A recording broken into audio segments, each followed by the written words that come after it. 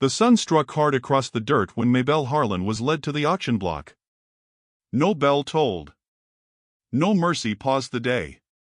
Just a girl in a faded calico dress, barefoot, wrists bound in cord too rough for skin that once played hymns on an organ. Her lips bled in the corner, split from Elmer's slap, and the corner of her eye pulsed purple beneath straw-colored hair. She didn't cry. That was the worst part. She didn't cry. Children leaned out of windows. Ladies hid behind fans. Men stood with arms crossed, pretending it wasn't a spectacle but a transaction, a matter of property and legal recourse. Preacher Harlan's daughter, sold for debt. That's how the papers would phrase it. Not shame. Not cruelty.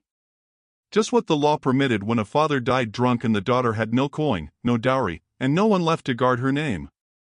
Elmer Coates spat and nudged her forward with the back of his hand. Get up there, girl. You don't look like much, but you'll clean up for someone with low standards. A few laughed. Most didn't. Not because they disagreed, but because cruelty's fun is dulled when it's become routine. From the edge of the crowd stood a man in fringed buckskin, a rifle slung across his back, moccasins dusted in white clay. He looked carved from the same red cliffs that birthed the canyonlands, motionless but alert. Taza Greyhawk. Apache. Widower. Ghost. No one knew where he went at night or who he spoke to, if anyone. Some said he still talked to his dead wife. Others whispered that he'd sworn never to love again. He said nothing. Just watched. Sheriff Tilton wiped sweat from his brow and stepped up beside the platform. Town decree reads that the outstanding sum owed by the Harlan estate is $63.71. Miss Maybelle will serve as bond property until such sum is worked off or paid outright. Does anyone bid? No one moved. Maybelle closed her eyes. She could feel her father's voice echo in her head, the righteous walk upright. The unrighteous kneel for man. But she was kneeling now, not for God, not for salvation, but because Elmer had kicked her in the back of the knee when she wouldn't climb fast enough. $10, Elmer said. A low murmur rustled through the watchers. No one expected anyone else to bid. Do I hear 12? Sheriff asked. Silence. Elmer grinned like a fox with feathers in his teeth. Then a voice, not loud, not theatrical, just certain, spoke. I'll match him. And double it. All heads turned. Taza didn't step forward. He didn't raise his hand. He just stood with his palm resting on the butt of his rifle, voice like wind over stone. Sheriff blinked. You got 20? Taza reached into the beaded pouch at his waist, pulled out a folded stack of greenbacks. 20 and 1. I'll take her now. Elmer's face darkened. You can't, she ain't yours. She isn't yours either, Taza said. It wasn't a threat. It wasn't anything but truth. The sheriff scratched his neck, uncertain. It's legal. Unless someone objects. Elmer objected. With a fist. But before it landed, Taza moved. Quick, clean, no fire in it, just precision. He twisted the wrist, spun Elmer off balance, and left him on his knees in the dust, coughing in disbelief. No blood, no blowback. Just humiliation. Maybelle was still on her knees when Taza stepped up and undid the rope at her wrists. His hands were warm. His touch was light. She looked up just once and met his eyes. He didn't smile. He didn't leer. He just nodded once, like someone choosing a road because it was time. The next thing she knew, she was on horseback behind him, arms trembling, fingers clenched around the saddle's back ring. The wind caught her hair and dried the sweat on her cheek, the bruise blooming under her eye aching with each jolt. No one followed. Only the town's shame lingered in the street after they left. They rode long enough for the world to go quiet. Pine gave way to cedar. The slope climbed. A hawk wheeled above. Taza's cabin sat above a ridge where wildflowers spilled like forgotten prayers. There was no fence, no barn, just a fire pit, a small garden, and a house made of split logs chinked with red mud and moss. He dismounted and tied the horse. Then turned to her. "You can stay. Or go. I won't bind you." She didn't answer. She couldn't. Her mouth felt like cotton. Her throat raw from dust and the silent scream that had never left her chest. Inside, it was warm. Not tidy, but lived in. A woman's dress hung on the wall, beaded, blue, hand-stitched. On a shelf sat a carved figure of a hawk and a bear intertwined, a marriage symbol in Apache tradition. He handed her a cup of water. She drank it with both hands, spilling half. That night, he slept outside, back against the door, rifle across his lap. Maybelle curled by the hearth on a wool blanket. She stared at the ceiling and wondered how much a soul could bruise before it shattered. In the stillness, wind stirred the chimes outside, bones and wood, clicking like distant hooves. And far off, the memory of a hymn rose in her like breath held too long. She didn't know why he had done it. She didn't know who he had lost. But for the first time in weeks, no one had touched her with cruelty. She would begin with that. She didn't sleep. But she also didn't weep. When morning came, she opened the door and found him still there, face to the rising sun. She said nothing. He said nothing. But he reached beside him and picked up a second cup of coffee. Held it out. She took it. Not because she trusted him. Not yet. But because the moment asked nothing of her but to receive. And that was more kindness than the town had offered her in years. The ridge lay silent behind them, but down in the valley, voices were rising: gossip, suspicion, disbelief. Some claimed the Apache had taken her as a claim. Some said he was planning to trade her. Others, quietly, whispered that maybe the world wasn't ending, but mending, just not loud enough for most to notice. And on the ridge, in that quiet cabin, two souls sat beside a fire. Neither knew what they were building. But it had begun. Maybelle woke to the sound of kindling catching fire, a soft crackle that folded into the cold dawn like breath. The hearth glowed weakly, coaxed to life by Taza's sure hands. She lay still on the woven blanket, unsure if she was meant to rise or disappear. The air smelled of cedar smoke and something warm, corn mash or beans simmering low. Her limbs ached, not from sleep, but from everything that had come before it. He didn't speak when she stirred. He was crouched low by the fire, his back to her, broad shoulders wrapped in a woolen cloak stitched with patterns she didn't recognize. His hair, long and bound loosely at the nape, fell like wet black rope over the curve of his neck. She sat up slowly, tugging the thin blanket tighter around herself.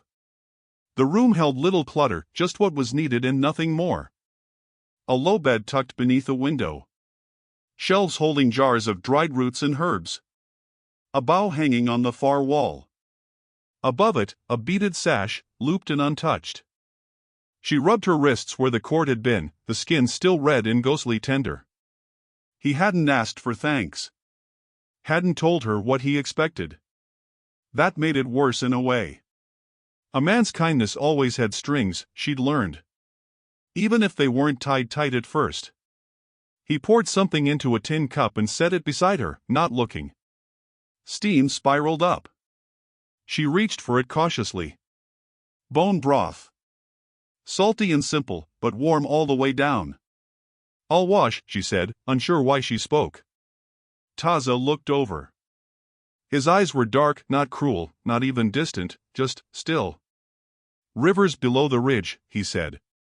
"East side. No one goes there." She nodded. Gripped the cup tighter. After a while, she left the cabin, careful to memorize each stone along the path. The cold slapped her cheeks, but it woke something inside too. The world up here was clean. Harsh, yes, but honest. The river flowed over slate and root, winding through fir and pine. She knelt beside it, washing the grime from her arms, face, legs until her skin smarted with life again. There were no mirrors in the cabin. She realized that as she returned. Her reflection flickered only in water and glass windows. Maybe that was a blessing. She didn't want to see what had been done to her face, what she'd allowed. Inside, Taza had gone. A note sat on the table. 4 words carved lightly into bark. I hunt. You rest. She sat down hard, confused by the simplicity. She expected suspicion. Demands. A man's need for reassurance, control, explanation. But none came. Later, she found the dress. Folded, neat, and waiting in a wooden chest at the foot of the bed. It was soft buckskin, hand-stitched with red and turquoise beads. The sleeves bore symbols: mountains, rain, corn. Symbols that weren't hers. She held it to her body, but didn't dare wear it. When Taza returned, dusk had begun its quiet descent. He carried a hare slung over his shoulder, and a bundle of pine branches for the hearth. Crowboy came behind him, wide-eyed, small, barefoot. Maybelle backed up toward the corner of the cabin instinctively. It's all right, Taza said. This is Crowboy. My nephew. The child stared at her without blinking. Then, in a whisper, Mama said you'd be red-haired. He tilted his head. She saw you in a dream. Taza stiffened, but didn't correct him. Crowboy walked past her and began unpacking the branches with a practiced hand. Maybelle watched him, watched the ease of his movements, the trust he had in Taza, the way he carried himself like a boy who had known both danger and gentleness. She yours? Maybelle asked quietly, nodding toward the child. Taza shook his head. My brother's. Where's his? Gone. She didn't ask more. Grief made silence holy. That evening, they ate beside the fire. Taza cooked, Crowboy carved a stick into a shape that looked like a fox, and Maybelle sat cross-legged, her hunger humbling her into acceptance. Not peace, just survival. After the boy had gone to sleep in the loft, Maybelle turned to Taza. You bought me. I offered coin, he said. Not for you. For your freedom.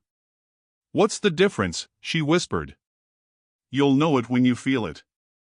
She bit her lip until it stung. The answer burned more than it soothed. I'm not who I was, she admitted. Taza didn't flinch. Neither am I. His voice was soft, but it held something in it, a broken branch, maybe. Or a buried bone. You were married, she said. He nodded. Where is she? In the wind. In this ridge. In the snow that hasn't fallen yet. Maybelle lowered her gaze. That's not an answer. It's the only one I have. The fire snapped. Outside, a storm began its long crawl across the ridge, thin flurries brushing the windows, as if the sky was testing the land's patience. She rose and crossed to the chest again. Pulled out the beaded dress. Was this hers? He said nothing, but she already knew. I won't wear it. I don't need more ghosts. She wouldn't want you cold, he said quietly. Maybelle held the dress tighter, folding it again. Then she should haunt someone else's shoulders. She didn't sleep that night either.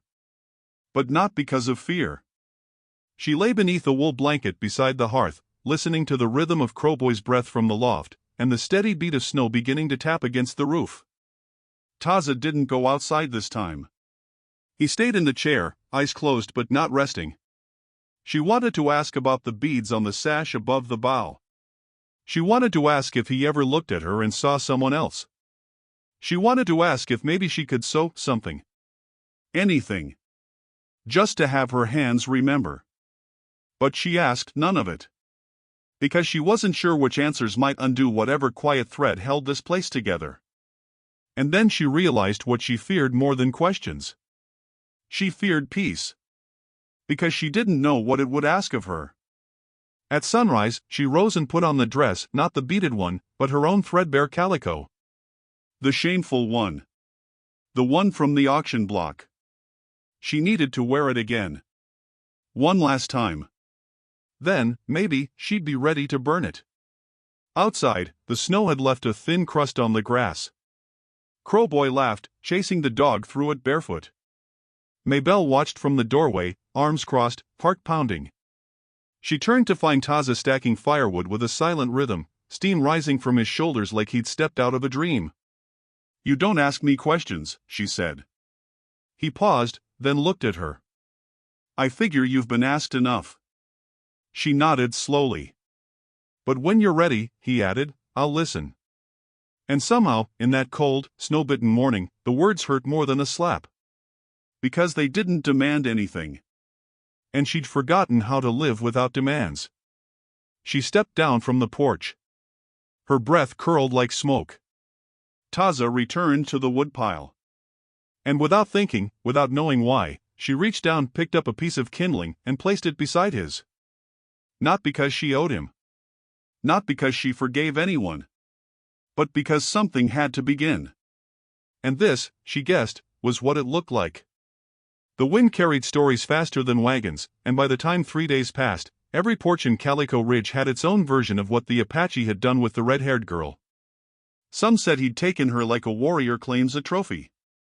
Others whispered he was keeping her like a man keeps a dog, fed but on a leash. A few, those with quieter hearts, wondered if maybe he'd just saved her. But no one said that loud. At Irene Patch's seamstress shop, women clucked over bolts of fabric, eyes narrowed with pious concern.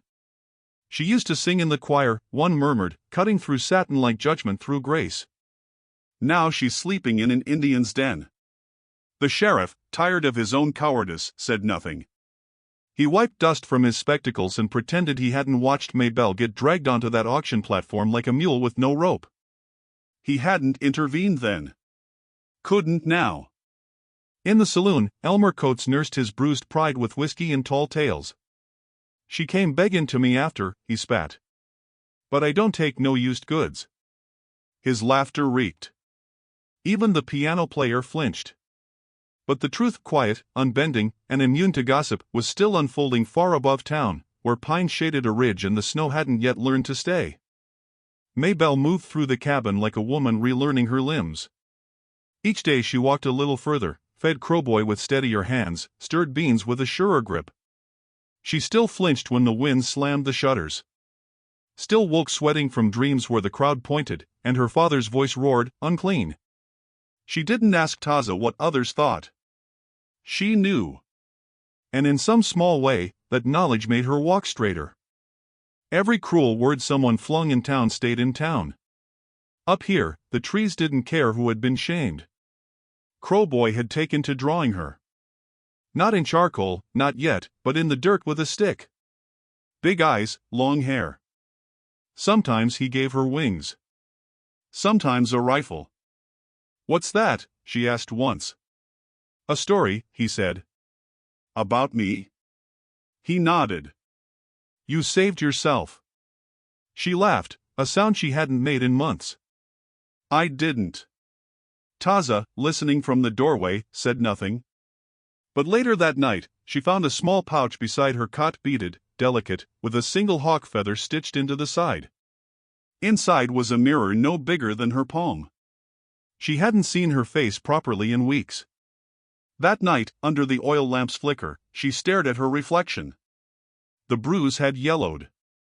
Her lips were no longer cracked. Her hair, when combed out, held a wave she barely remembered. She didn't look holy. Or pretty. Or damned. She looked alive. And that, she figured, was enough. The next morning, she did something wild. She decided to go to town. Taza didn't ask why. Just handed her the scarf his wife had once worn, its ends frayed with age and wind. Crowboy followed at a distance until she turned. Not today, she said. He nodded, solemn as a soldier. The path down twisted through juniper and stone. Her boots, borrowed from a crate under the bed, pinched her toes, but she didn't stop. The town grew louder the closer she came, not in volume, but in judgment. A hum behind doors. A lean of shoulders. A tightening of eyes. She walked into Miss Patch's shop first, ignoring the way the bell seemed to announce more than her arrival. Miss Maybelle, Irene said, not unkindly. Come to mend or collect? To return, she replied. The kettle you lent Taza. Ah. Irene wiped her hands on her apron. He doesn't borrow often. I do. Silence stretched. You look well, Irene said, voice lower. Better than when they sold you. Maybelle's eyes flashed. They didn't sell me. They abandoned me. Fair, the older woman said, lips tightening. That town square's seen too many women blamed for what men can't carry. Maybelle left the kettle. Walked out. On her way past the general store, Elmer was waiting. He stepped out from the shade like a trick of the light, smirking, leaning with casual menace. Well now, he drawled, look who's got herself a new master. She didn't answer. He stepped closer. What's he got that I don't? Feathers and a dead wife? Her breath hitched, but she held the line. Elmer, she said softly, your mouth has never made you big. Just loud. He raised a hand, just slightly, just enough. She didn't flinch. Taza stepped between them before the air finished shifting. No words. No threats. Just presence. Elmer blinked, laughed, but didn't move. She came down here alone, he said. Guess she ain't as tamed as you thought. She's not mine, Taza said. She's her own. The words cut sharper than any blade. Elmer sputtered, stepped back, and vanished into the store like smoke escaping a fire it couldn't smother. Taza turned to Maybelle. You didn't have to come. Yes, I did, she whispered. They have to see I'm not afraid anymore. He nodded. Offered no comfort. That was comfort enough. Back on the ridge, the snow had melted into soft patches of green. Crowboy was building something with branches and string. It's for her, he said when asked. For who? The woman in the sky. Maybelle watched him for a long moment, then turned away, heart full and unsure what to do with it. Later that night, she stitched a tear in her dress, careful, slow, silent. Taza sat nearby, carving something in his palm, a small hawk from bone. What do they say? She asked finally. In town? She nodded. That I took you. You did. I let you stay. Maybelle folded the dress in her lap. That's not the same. He nodded. She rose to place the mended dress on the shelf. Turned back. You still wear her memory. She's in this place. Not in my way. Do you ever wish she wasn't gone? Every hour. She breathed that in. Sat beside him. Then how do you sit here, beside me? Because you're not asking to replace her. Just to survive beside me. Silence, again. Then she spoke, quietly, they'll never see me as clean again. He looked at her, steady and unmoved. That's because they've never known what clean really is. She stared into the fire, then leaned forward and added another log. Outside, the wind rose like a voice too tired to shout, and the trees bowed gently toward the sky. Down in the town, stories festered. But up on the ridge, two people sat in warmth, speaking truths no one else had the patience to hear. And it was beginning to feel like something sacred. The Bible had belonged to her father. The leather was cracked, stiff with age and sweat, and the name Reverend Josiah Harlan was etched in fading gold across the front. Maybelle found it wedged beneath the firewood in the corner of the cabin, hidden, maybe by Taza, or maybe by time. Dust clung to its spine like judgment. She opened it slowly, her hands trembling. The pages smelled of tobacco, mold, and old sermons. She turned to the one she knew too well, Proverbs, Corinthians, the verses used like rope in her childhood. Words used not to guide but to bind. The woman shall learn in silence. The shame of the daughter is the ruin of the house. She read it once. Then again. Then tore the page out slowly, with fingers steadier than expected. Outside, the burned barrel waited, rusted and half full of ash. She stepped into the snow-bitten morning and lit a match, struck against the flint by the chopping block. One page. One verse. She held it over the flame, eyes fixed. The fire took quickly. The page curled, darkened, twisted in the air like a dying bird, and fell into the barrel. Taza stood near the trees, splitting kindling. He watched but didn't speak. The smoke rose between them like a hymn rewritten. Crowboy sat nearby, shaping clay into little animals, foxes, deer, a bird. He glanced at the smoke and then back to his hands. "Is that a church thing?" he asked. Maybelle smiled faintly. Not this time. The cabin had shifted in its stillness. Not colder, not louder, just clearer. Her presence no longer felt like an interruption. She moved with quiet purpose now, sweeping, cooking, mending. It wasn't servitude, it was grounding. Work that made her feel human again. That evening, Miss Irene Patch came. No knock, no warning, just the sound of boots crunching on pine needles and the shuffle of a woman who refused to let age slow her. Maybelle opened the door. "Well," Irene said, tilting her head. "You don't look ruined to me." "Nor do you," Maybelle answered. Taza greeted her with a nod. He didn't offer tea, but brought the good blanket from the back and handed it over wordlessly. Irene settled in by the hearth, laid down a parcel wrapped in brown paper, and leaned on her cane. "I brought molasses cake," she said. "And a shawl. Because gossip makes women colder than winter ever did." Crowboy beamed. "Cake? Only if you promise not to tell the preacher's ghost." Maybelle laughed, truly laughed, and it surprised even her. They ate slow. The room filled with warmth deeper than firelight. "Do you miss the town?" Irene asked her after a while. "No," Maybelle said. "I miss who I was before the town got to me." "And who's that?" Maybelle looked toward the window. Snow was falling again, light, like lace unraveling. "I think I'm meeting her again. Piece by piece." After Irene left, Maybelle sat by the fire with needle and thread, mending the hem of a wool skirt.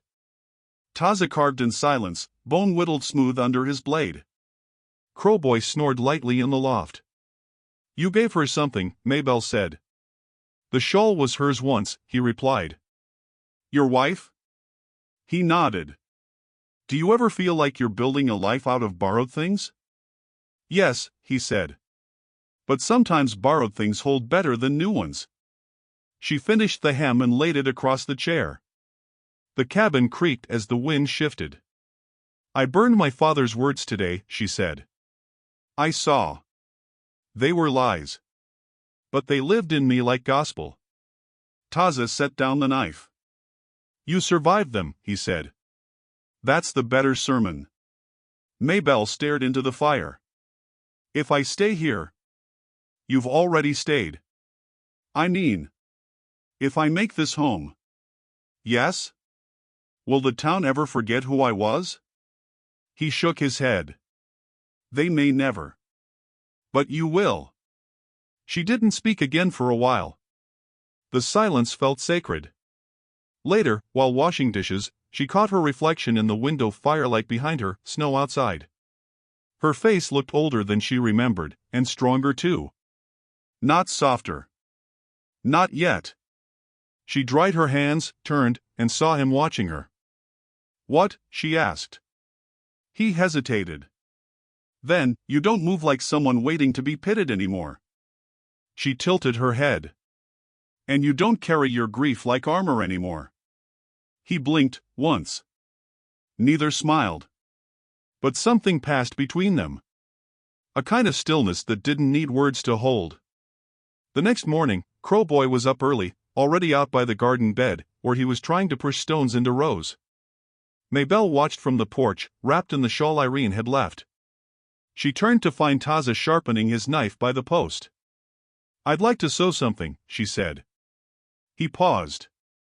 "For yourself?" "For her," she answered. "The girl I was. The one I left in that square." He nodded once. Later that day, Maybelle sat on the porch with scrap fabric, patching together pieces from 2 torn dresses. Her fingers moved in quiet concentration. She wasn't following a pattern, just instinct. Every stitch was a step toward reclaiming something. By late afternoon, she'd made a small apron. Simple, uneven, but her own. She held it up toward the wind, smiled faintly, and whispered to no one, "You're not forgotten." Taza stood behind her, unseen. "You should wear it when we go to town again," he said. She turned. I wasn't planning to. You should. Let them see you healing. They'd rather see me gone. Then let them look. And learn. That evening, as the sun set gold behind the pine, the three of them sat near the fire pit, quiet and full. The burned barrel stood cold now, the ash of old words settling. And in that silence, Maybelle picked up the small mirror again. Looked at herself. She didn't wince. She didn't look away. She simply nodded. Not in approval. But in recognition. The town might never let her start over. But this ridge had. And tomorrow, she'd find something new to sow. It began with smoke, thin, rising past the trees like a warning. Crowboy saw it first. He dropped his carving and ran to the porch, face tight. There's horses coming. Taza didn't speak. He simply stood, stepped into his boots, and reached for the rifle resting above the doorframe. Maybelle was still kneeling near the fire pit, threading another piece of cloth through the sash she'd been sewing all week, a gift for Crowboy's birthday. But her fingers froze at the boy's words. The stillness cracked. When she rose, it was not in panic but with the same steady grace that had come to define her. She brushed the dirt from her apron, walked inside, and returned holding the beaded shawl. Not to wear. To set aside. If this was going to be a reckoning, she wanted no borrowed armor. The riders came slow. 4 of them. At the front was Elmer Coates, flanked by 2 hands and one trembling deputy who couldn't meet anyone's eye. They stopped just past the edge of the garden. Taza stood at the line where wild brush met clearing. Rifle lowered, body straight. You got something belongs to me, Elmer said, spitting into the snow. I see nothing here that's yours, Taza replied. That girl. Maybelle stepped forward then, out from behind the porch's shadow. Not hiding. Not held. I'm not a girl, she said. And I don't belong to you. Elmer's face twisted, but he didn't raise his voice. That would have made it real. You were bought. That paper still stands. Sheriff signed it. Taza's voice was low, firm. And she was freed. In front of the whole town. Wasn't legal. Wasn't just, Maybelle cut in. But it was mercy. And you don't understand mercy. The man to Elmer's left shifted in his saddle. The horses were restless, ears twitching. You come here, Elmer said, lifting the butt of his rifle just enough to be seen. You leave with nothing but the memory of this place. Or you leave with her. Your choice. Taza stepped forward. You'll leave with your life. If that's what you choose. It wasn't a threat. It was a kindness. Elmer laughed, bitter. You gonna shoot me in front of a preacher's daughter? Maybelle said, clear as water, I'd shoot you myself. Then the stillness snapped. Elmer raced the barrel, but Taza was faster. A single crack echoed up the ridge. Elmer's rifle flew from his hands, the stock shattered. He fell backward from his horse, landing hard in the snow. The other men didn't move. One turned his horse slowly. The deputy turned with him. Elmer groaned, clutching his arm. Blood bloomed red across his sleeve, not mortal, but sharp enough to stain the memory. Taza didn't speak. Maybelle walked past him and knelt beside Elmer. Not to help. Just to be seen. She whispered, the girl you slapped is gone. And the woman you tried to break now pities you. He tried to speak. She stood before he could. The others left him behind. It took him 20 minutes to crawl back onto a horse. And then he was gone. That night, the cabin didn't hold celebration. Only a hush, deeper than snowdrifts. Crowboy asked no questions. He simply sat between them and held Maybelle's hand until sleep took him. Taza sat across the fire, sharpening his blade like nothing had happened. But Maybelle watched his hands. They trembled, just slightly, between strokes. You didn't kill him, she said. No. Why? He wanted me to. He wanted to die in fury. not shame. And now he has to live with being less than what he imagined. Maybelle wrapped the shawl around her shoulders, not for protection, but warmth. Do you regret it? She asked. No. Do you regret saving me? He looked up then. And for the first time, she saw him not as the man who had rescued her, or the man who carried grief like a mantle, but as a man standing very still in front of something vast and unnamed. I thought I would, he said. But I don't. She nodded once. Then stood, crossed the room, and knelt beside him, not to beg, not to thank, but to be near. There's something I want to ask, she said, voice catching. His eyes met hers, and his stillness broke. Yes. You don't even know what it is. I do. Outside, the wind shifted. The first thick snow began to fall, heavy, silent, absolute. Taza stood and walked to the chest by the wall. From inside he pulled a bundle wrapped in hide. Inside was a thin sash, once white, now dulled with time. Beaded birds danced along its edge. 2 hawks circling one another, woven in sky blue and gold. He handed it to her. No preacher, he said. No witnesses. Just this. She took it. Fingers light. Breath shallow. Do you want to? She whispered. I already have, he said. Every day since I met your silence. She tied the sash around her waist. It wasn't ornate. It wasn't ceremonial. But it was sacred. And when she looked up, the snow had already begun to cover the porch, the garden, the marks where horses had stood. Before dawn, Miss Irene arrived, dragging a quilt and 3 candles in a basket. She didn't ask. She just laid them out on the table and nodded once. You'll need these. Crowboy asked, Are they married now? Irene looked at Maybelle. What do you think? Maybelle didn't answer. She simply reached out and took Taza's hand in her own. Not with urgency, but with everything she had left to give.